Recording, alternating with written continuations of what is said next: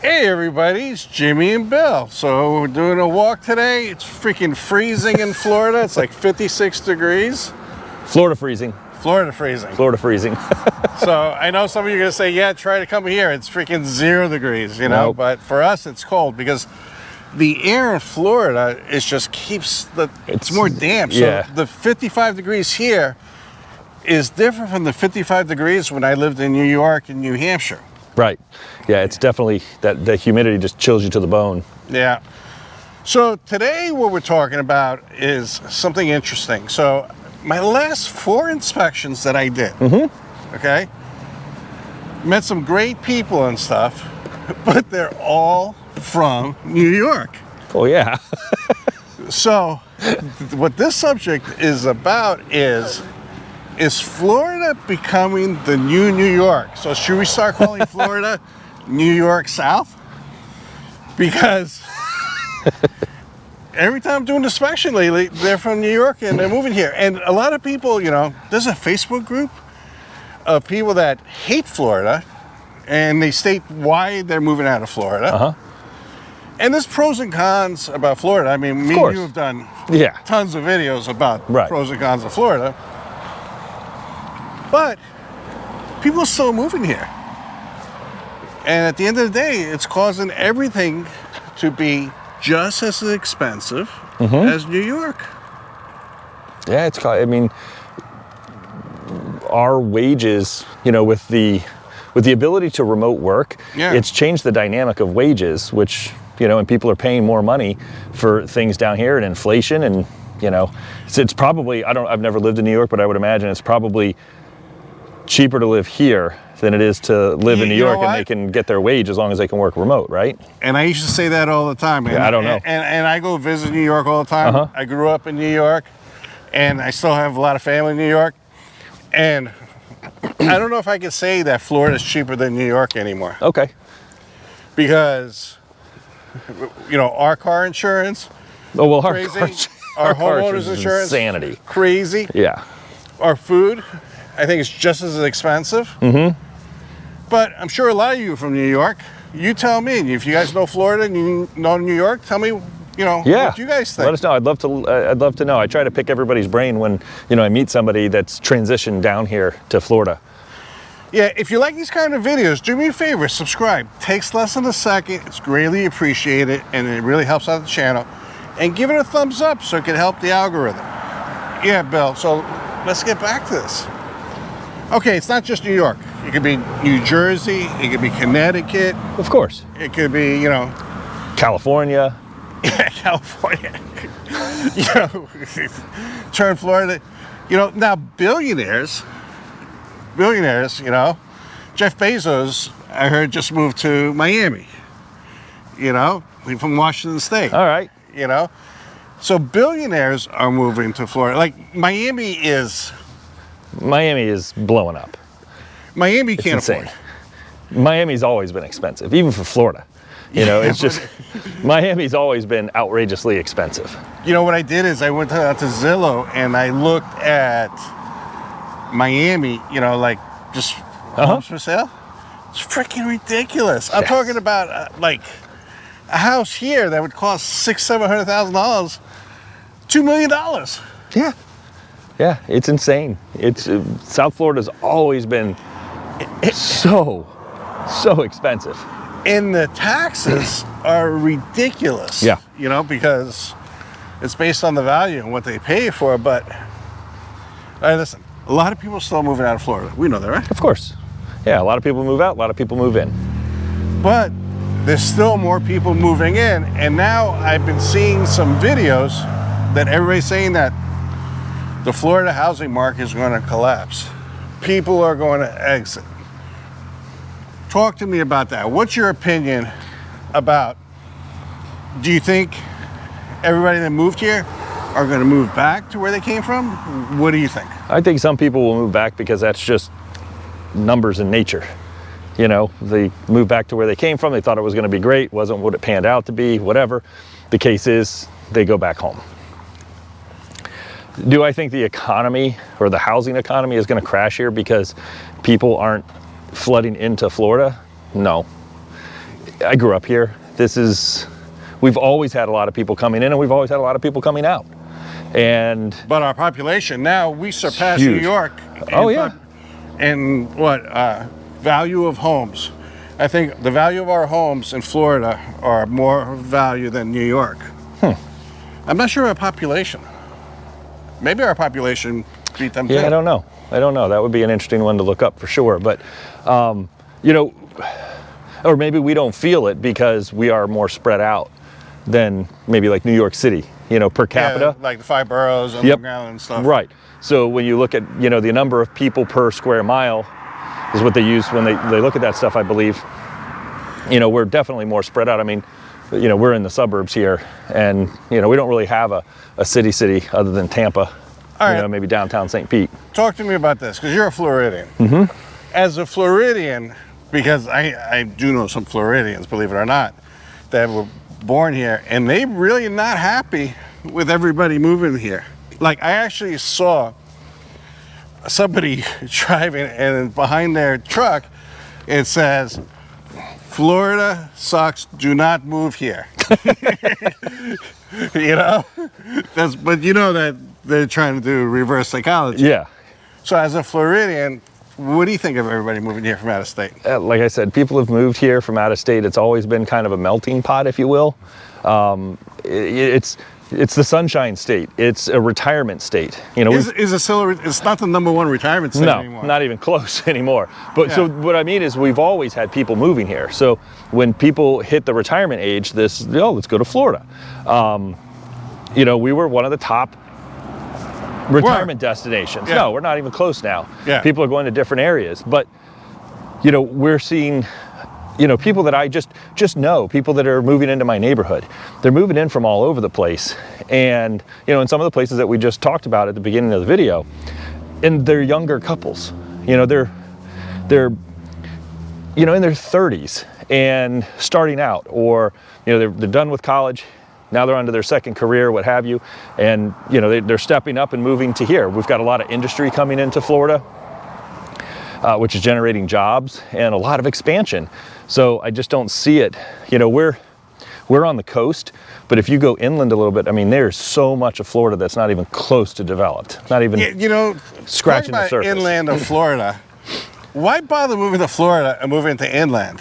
It's like you move to the center of Florida, and to me, it's like going to Ohio or something, or the plains. Oh, the only difference is it's very hot and humid. It's hot and humid. And there's bugs. There's no benefit to it. If you don't live along the seashore, I don't see a benefit of moving inland in Florida. Well, and there's where, understood that. Yeah, and there's where our prices are going up because we're a commodity. Everybody wants to live on the water, and on the Gulf Coast here. And so it's becoming a commodity. So our prices are going to go up because it's a convenience. Even here in Trinity, we're only 15, 20 minutes away from the water, give or take. So you're going to pay for that commodity. If you go inland, you go into, even if you just, like where I live, I'm about 45 minutes away from the water-ish, give or take. As the expansion happens, it's probably going to be a little bit further just because of traffic. Yeah. But it's a trade-off. The values of houses are a little bit lower. Since out in Wesley Chapel, they've gone up because it's one of the fastest growing communities in the state. But I don't think it's going to change. It hasn't changed in my lifetime. All right, but a lot of people, the locals are getting priced out. Absolutely, because our salaries don't keep up with the home prices. No. I know some people that are retiring now, and they were brought up in Florida, and they're actually moving to Tennessee to retire. Yeah. Well, I'm retired, and if I had to live off of just my retirement pension, from my first career, it would be very, very difficult for me to do that. I couldn't do that. I have to work. Yeah, because just of the cost of everything. Exactly. But but it's feeling, and especially like over here in Trinity, I moved here because it was farmland. Now they're taking away the farmland and building buildings. Yep. I feel like I'm back on Long Island. I don't know if it's that. Come on. I'm telling you. It's freaking. Look around you. This isn't Long Island. I've only visited, but I mean, this isn't Long Island, right? It is some areas.